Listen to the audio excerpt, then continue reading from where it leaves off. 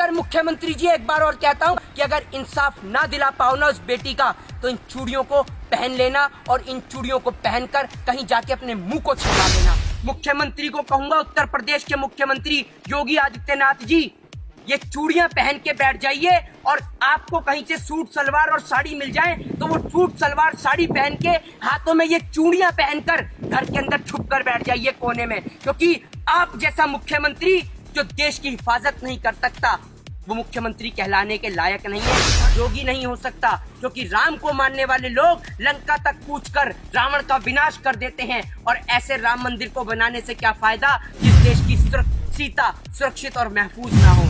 अरे नामर्दो, नपुंसकों की औलादो, अरे कम से कम एक बार इतना तो सोच लेते कि आपके भी घर में कोई बहन या बेटी या माँ होगी जिस माँ ने आपको जन्मा है। कम से कम एक बार उसके रक्त का, उसके खून का, उस माँ के दूध के कर्ज को तो याद करते थे। ये योगी के भेष में ढोंगी है, ये राम की आड़ में कंस का खेल चला रहा है, ये कृष्ण की आड़ में कंस का भेष धारण किए हुए ये राम का वंशज नहीं हो सकता। ये कंस की औलाद है इस देश के अंदर, ये रावण का भेष है। और आपको बता योगी जी के पास तो बहुत सारा काम है, वो देश की बेटियों को देखें, उत्तर प्रदेश की बेटियों को देखें या गायों को देखें, क्योंकि ये भी तो एक काम है। अगर मेरा बस चले तो इस उत्तर प्रदेश के ढोंगी मुख्यमंत्री अजय सिंह बिष्ट को इस गाय के खूंटे से बांधकर पूरे हाथरस से लेकर पूरे लखनऊ तक खदेड़ने का दम रखता हूँ। इतना दम है।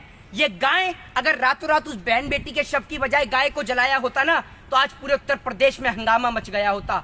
आज आप देखिए, रातों रात उस बेटी के शव को जला दिया जाता है। और देश का दुर्भाग्य है ये कि देश के अंदर तलाक एक साल में भले ही 12 होते हैं, लेकिन बलात्कार हर 12 मिनट पे, हर 10 मिनट पे एक होता है। लेकिन हमारे देश का दुर्भाग्य है कि हमारे देश के मुल्क के लोगों को 3 तलाक के ऊपर कानून चाहिए, लेकिन रेप और बलात्कार के ऊपर कोई कानून नहीं चाहिए। शिखर धवन की उंगली में चोट आ जाने पर यह देश का प्रधानमंत्री उसे संवेदना व्यक्त करता है, और देश की फूल जैसी बच्ची के बलात्कार को लेकर इससे एक ट्वीट नहीं किया जाता है। कुवैत का शासक मर जाने पर यही प्रधानमंत्री नरेंद्र मोदी उसको ट्वीट करके संवेदना व्यक्त करता है। बहन बेटी के साथ बलात्कार हो जाने पर इसके हलक में ना जाने कौन सा फेविकॉल अटक जाता है कि इसकी हलक से आवाज नहीं निकलती। ये योगी के भेष में ढोंगी है, ये राम की आड़ में कंस का खेल चला रहा है, ये कृष्ण की आड़ में कंस का भेष धारण किए हुए ये राम का वंशज नहीं हो सकता। ये कंस की औलाद है इस देश के अंदर, ये रावण का भेष है। और आपको बता दूं कि रावण तो वो था जिसने पराई स्त्री को हाथ नहीं लगाया था, लेकिन ये कंस का अवतार है। अरे बहन बेटी की हिफाजत के खातिर तो राजा महाराजाओं के समय में भी 7 समुंदर लांग दिए जाते थे और इन जैसे पापियों का, दुष्टों का विनाश कर दिया जाता था। और आज 21वीं सदी के अंदर भी इस जैसा मुख्यमंत्री इस देश के नाम पे धब्बा है। अगर मुख्यमंत्री जी, एक बार और कहता हूं कि अगर इंसाफ ना दिला पाओ ना उस बेटी का, तो इन चूड़ियों को पहन लेना और इन चूड़ियों को पहनकर कहीं जाके अपने मुंह को छिपा लेना। यही आपके लिए सबसे बेहतर और सबसे अच्छा उपाय होगा देश की जनता से बचने का, क्योंकि अब जनता से छिपने का और उनसे मुंह छिपाने का आपके लिए कोई रास्ता नहीं बचा। फिर से बेटी बर्बाद ना होती कोई बात, उन्हें कोई ऐसी याद होती कोई, वो समझते फिर से औलादों के दर्द, वो समझते फिर से औलादों के दर्द को, काश उनके भी घर कोई औलाद होती। अब कहना चाहूंगा कि अपनी फूल जैसी बच्चियों की हिफाजत खुद कीजिए, क्योंकि जो सरकार चलाने वाले हैं वो खुद बेऔलाद हैं। आज शायद मैं अपनी भाषा का, अपनी मर्यादा का थोड़ा सा पालन ना कर पाऊं, आज शायद भाषा की वाणी को भी मैं क्रॉस कर जाऊं, तो उसका कारण यह है कि देश के अंदर इतनी बड़ी घटना घट गई है।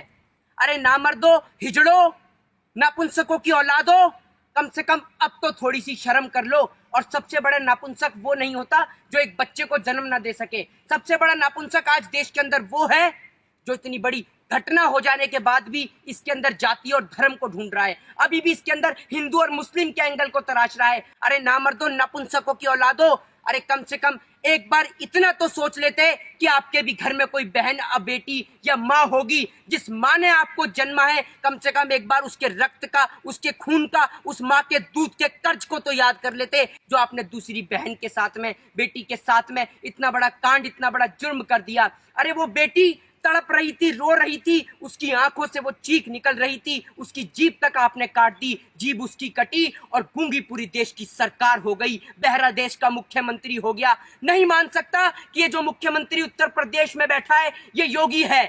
नहीं मान सकता ये भगवान श्री राम की विचारधारा का व्यक्ति है, क्योंकि और ना जाने किसने ये कैंडल मार्च की शुरुआत कर दी, नहीं तो बहन बेटियों के सम्मान में तो लंका फूंक दी जाती थी। नहीं कह सकता कि ये योगी उत्तर प्रदेश का मुख्यमंत्री है, ये योगी है। योगी नहीं हो सकता, क्योंकि राम को मानने वाले लोग लंका तक कूच कर रावण का विनाश कर देते हैं। और ऐसे राम मंदिर को बनाने से क्या फायदा जिस देश की सीता सुरक्षित और महफूज ना हो। आज सीता के ऊपर जो कांड हो रहे हैं, सरेआम बहन बेटियों के साथ बलात्कार हो रहे हैं, और मुख्यमंत्री 25 लाख रुपए में कीमत लगा रहा है?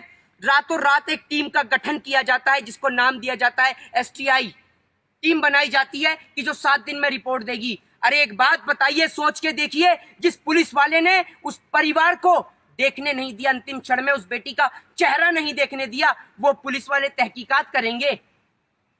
एक बात बताइए, एक देश का राष्ट्रपति मर जाता है या एक देश का शासक बन जाता है तो देश का प्रधानमंत्री तुरंत ट्वीट डालता है उस बेटी को लेकर, उस बेटी की संवेदना को लेकर। प्रधानमंत्री नरेंद्र मोदी ने एक न ट्वीट डाला है, न एक बार प्रधानमंत्री देश की जनता के बीच आके बोले। देश का मुख्यमंत्री नहीं बोला, उत्तर प्रदेश का मुख्यमंत्री, ये योगी, कि मेरे को संवेदना है उस बेटी के लिए, मुझे दर्द है। कहां से बोलेगा?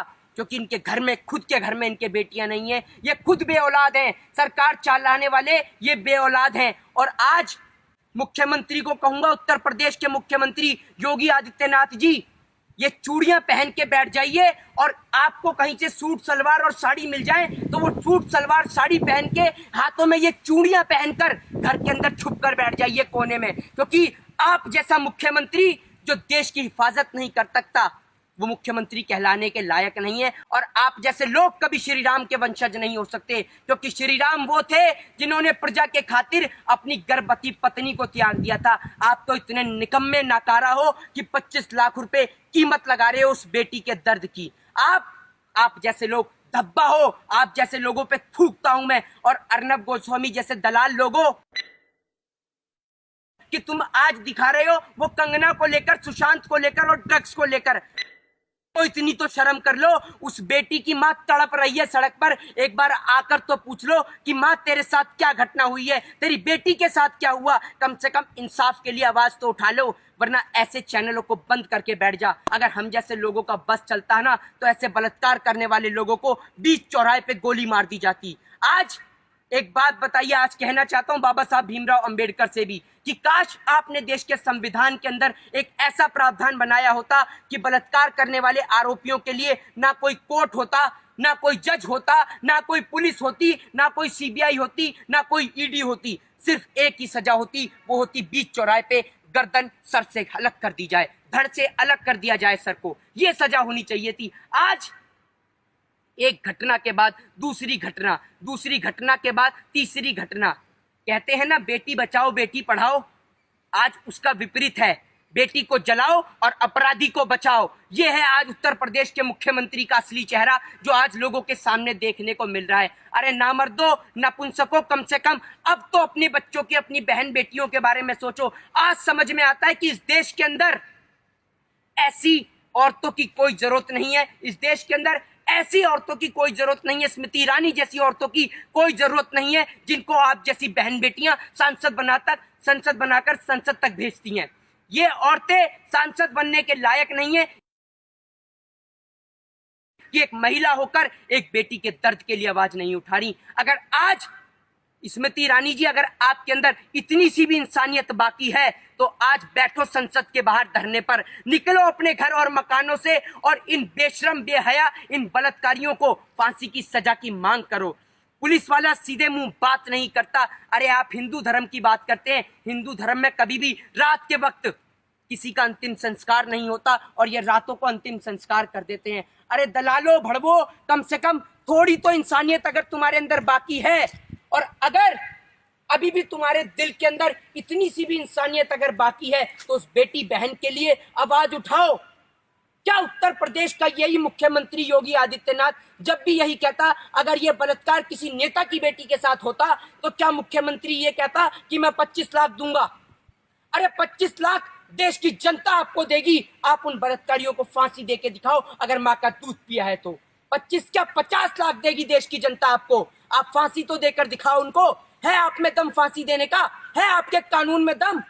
अगर आपके कानून में इतना दम होता ना, आपके अंदर फांसी देने का इतना दम होता, तो आज आपका कुलदीप सिंह सेंगर, चिन्मयानंद, नित्यानंद जैसे बलात्कारी आज जेल के अंदर बैठ के जेल की रोटियां नहीं खा रहे होते, बल्कि फांसी के तख्ते पे झूल गए होते।